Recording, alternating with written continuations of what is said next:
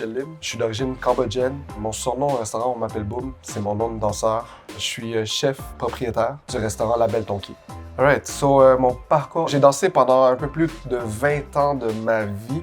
Alors ça a vraiment forgé mon identité, je pense, en cuisine. La danse m'a amené à faire plein de belles rencontres et puis ça m'a permis de voyager. Puis c'est à ce moment-là que j'ai réalisé que j'étais intéressé par la diversité culinaire des quartiers où est-ce que je visitais et tout.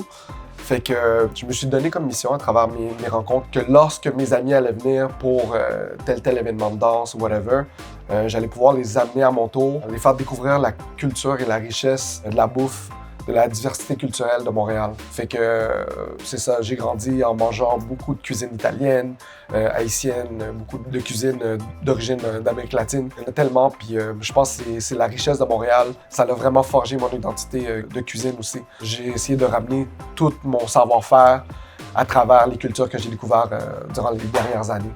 Je travaillais dans un restaurant, j'arrêtais pas de poster de la bouffe que je faisais. Puis les restaurants, pour mes amis danseurs de l'époque, c'était pas très abordable. Fait que tout le monde faisait tout le temps des commentaires « Ah, ça serait le fun qu'on puisse goûter ta nourriture ». Fait qu'à un moment donné, il y avait un truc qui s'appelait le Restaurant Day. Ça m'a permis de faire un restaurant éphémère du sous-sol de chez mes parents. On a ouvert la porte de garage. Puis le premier item que j'avais fait pour mon restaurant éphémère que j'ai appelé Mange dans mon hood, c'était un sandwich hommage à la cuisine haïtienne.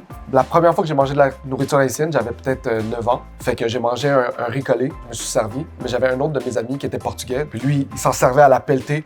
Puis là, il mangeait comme ça. Puis je suis comme, j'y goûte.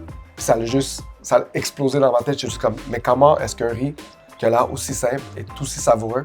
Fait que j'ai fait un hommage à la cuisine haïtienne dans mon premier pop-up de Mange en route. Fait que j'ai fait un sandwich au griot. Fait que ça, c'était mon premier item. Je me suis préparé pour 150 personnes. Je pensais que j'allais être pogné avec toute ma bouffe. Là. J'allais en vendre 50. Après 2 heures, j'ai vendu 150 sandwichs. Fait que ça a tellement bien marché. Ça m'a vraiment donné le goût d'en faire d'autres. Puis Mange en Hood est resté avec moi. Je commençais à faire des événements Mange en Hood dans les événements de danse de mes amis. On m'appelait pour faire service de traiteur.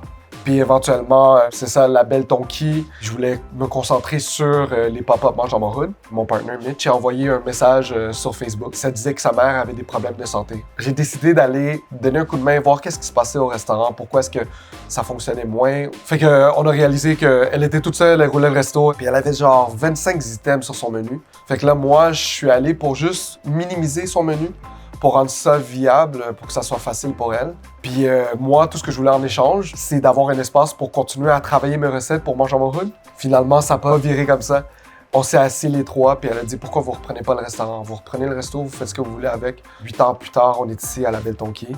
Puis en plus, on a ouvert un restaurant qui s'appelle Mange en Hood. Ouais. Fait que je pense que La Belle Tonki s'est démarqué, entre autres, parce qu'on s'est défait un peu de ce que nos parents visaient faire en répliquant un peu la même formule que d'autres restaurants. La mère de Mitch vendait du pad thai parce que tout le monde connaît ça. Elle vendait du Général Tao. Je pense que ça nous a frappé parce que le monde comparait notre Général Tao à de la bouffe prête à manger un peu dans les centres d'achat. Fait que on a voulu se défaire de ça. On avait aussi notre potentiel. Je pense que on a décidé de faire fin à ça puis juste, OK, qui qu'on est, d'où on vient. Fait que c'est là que les gens ont commencé à nous reconnaître parce qu'on a commencé à faire des plats qui ressemblaient à notre background. Puis c'est là que ça a commencé à se démarquer, puis le monde commençait à parler de nous. Puis là, on a commencé à se faire confiance. Pour moi, tout ça a commencé à prendre son sens, puis j'étais comme, tu sais quoi, je vais continuer à faire de plus en plus de recherches, puis essayer de plus en plus jumeler mes connaissances culturelles avec la cuisine vietnamienne, cambodgienne et tout. Puis là, c'est ça aujourd'hui. Puis à chaque fois qu'on fait des plats, il faut que ça représente La Belle Tonki. C'est un peu des mélanges de cultures. Ça reste plus juste cuisine vietnamienne. J'ai amené un peu de mon background dedans. Mon chef exécutif qui est d'origine chinoise.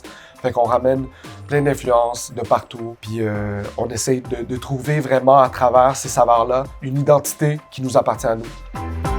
Dans la cuisine asiatique en général, c'est très commun de juste manger végétarien. Donc, chez nous, c'est quand même assez commun de créer des plats à base végétale. On a souvent un légume du moment qui va être soit grillé ou sauté. Je pense que c'est pertinent d'avoir juste des plats simples qui sont à base de légumes. Fait que parfois, on va mettre des légumes juste parce que c'est plaisant d'apprécier ces légumes-là. Donc, les plats que je vais présenter aujourd'hui, c'est des plats qui sont très populaires chez nous. Donc, on a les caillards VG, fait que les rouleaux VG. À la base, on en servait à la viande. Puis à travers les années, on réalisait qu'ils étaient tellement populaires qu'on a juste décidé d'arrêter de les faire à la viande. On a la salade d'aubergine, qui est inspirée des banchan coréens. On a une salade de papaye fraîche à base de papaye verte et cresson. On a le pho vegan. Nous, ici, à la Belle Tonki, on essaie de conserver le maximum de retailles de légumes.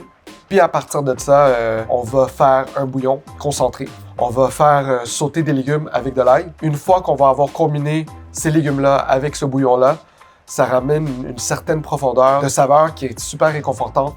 On a aussi le mi colada, qui est un plat de nouilles rafraîchissant. Et on a aussi le lomo saltado au tofu. Fait que c'est le sauté à base de tomates et d'oignons, déposé sur un lit de frites et servi avec du riz. C'est vraiment délicieux. Ouais. Je pense que les gens les apprécient de plus en plus sans nécessairement se dire « Ah, je vais manger ça à la place de manger de la viande », mais juste parce que le plat est bon tel quel, végétarien. Ça n'a pas besoin d'avoir un substitut, c'est juste que le plat il est bon comme ça.